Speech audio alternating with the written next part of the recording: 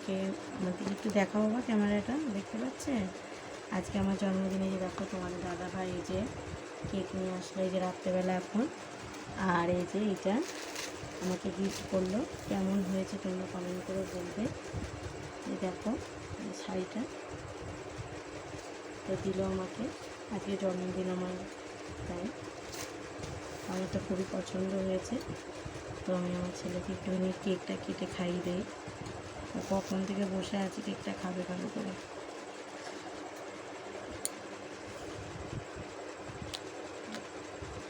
তো বন্ধুরা ভালো লাগলে অবশ্যই ভিডিওটা লাইক করো আর শেয়ার করো, সাবস্ক্রাইব করো, সাবস্ক্রাইব করো।